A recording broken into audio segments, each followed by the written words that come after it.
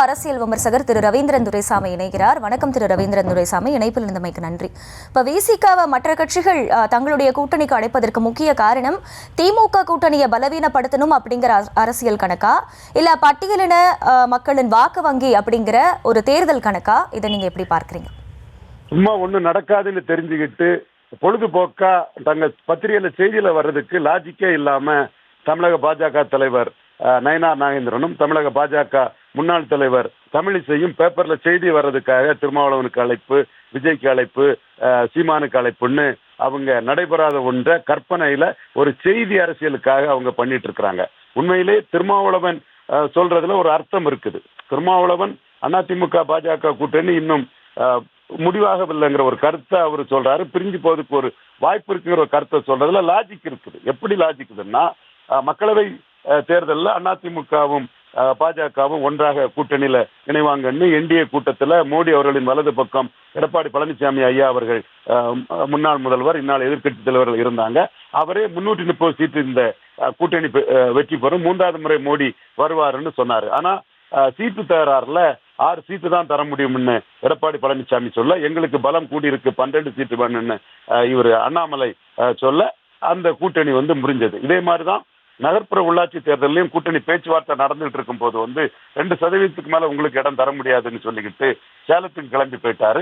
அப்பவும் அண்ணாமலை மோடி அமித்ஷாவின் வற்புறுத்தல் படி தமிழ்நாடு ஃபுல்லா கேண்டிடேட் போடணும், வர்றது வரட்டுன்னு அந்த கூட்டணி முடிஞ்சது. ஆக திருமாவளவன் கூறுறதுல லாஜிக் இருக்குது, முன் உதாரணங்கள் இருக்குது.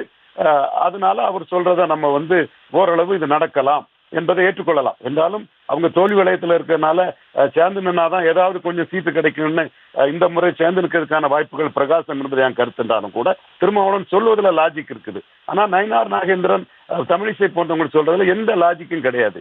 ஏன்னா திருமாவளவன் ஒரு பெரிய தோல்விக்கு பிறகு திமுக அணியில 3 முறை தொடர் வெற்றி பெற்றுட்டு இருக்கிறாரு. 2 மக்களவையில 2 எம்பி பெற்றிருக்காரு, அரசியல் அங்கீகாரம் பெற்றிருக்கிறாரு. அந்த அணியில அவரு தெளிவா பாஜக எதிர்ப்புங்கிற ஐடியாலஜில அவரு தெளிவா இருக்கிறாரு. அப்படி இருக்கும்போது அவர் அந்த அணியை விட்டு விலகுவதற்கான சாத்தியக்கூறுகள் இல்லை. அவர் வெற்றி பெற்ற அணியில இருக்கிறாரு. நயினார் நாகேந்திரன் தோல்வி அடைந்த ஒரு அணியில இருக்கிறாரு. இன்னும் சொல்ல போனா அந்த அணியில எடப்பாடி பழனிசாமிக்கு ஓட் டிரான்ஸ்பரிங் கெப்பாசிட்டி இல்லைங்கிறதுக்காக தான் பாரத பிரதமர் மோடி அவர்களே திமுகவின் பிரதிநிதி கனிமொழியை டெலிகேஷன் ஹெட்டாகவும் ரொம்ப அதற்கு பிறகு தம்பித்துறையை ஒரு மெம்பராகவும் போட்டிருக்காருன்னா 20% ஓட்டு பாஜகவுக்குள்ள வந்திருக்கே தவிர இவர்கள் 11.4% பாஜக வாக்குக்கு 19.4% அதிமுக வாக்குக்கு உரிய இடம் கிடைக்கணும்னு மோடி நிற்கிறாரு. அதே எண்ண ஓட்டத்துல 11.4% வாக்கு எடுத்த அண்ணாமலை நிற்கிறாரு. தமிழிசை அம்மையாரும் உரிய இடம் கிடைக்கும்னு நினைக்கிறாரு. முதலில் நயினார் நாகேந்திரன் தன்னுடைய கட்சிக்கு அண்ணாமலை எடுத்த 11.4% வாக்குக்கு 2 இரட்டையில நின்றால் ஒரு தாமரை நிற்க வேண்டும் என்ற அளவுக்கு வாக்கை உறுதி செய்து கொடுப்பாரா என்பதுதான் இப்போது கேள்வி.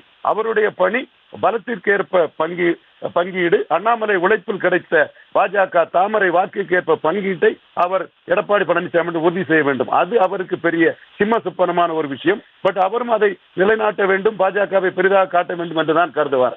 அதில் பிரச்சனை வரும் என்ற அடிப்படையில் பாஜக அதிமுக கூட்டணி பிளவுபடும் என்று திருமாவளவன் கூறியிருக்கிறார். அதில் ஒரு லாஜிக் இருக்குது.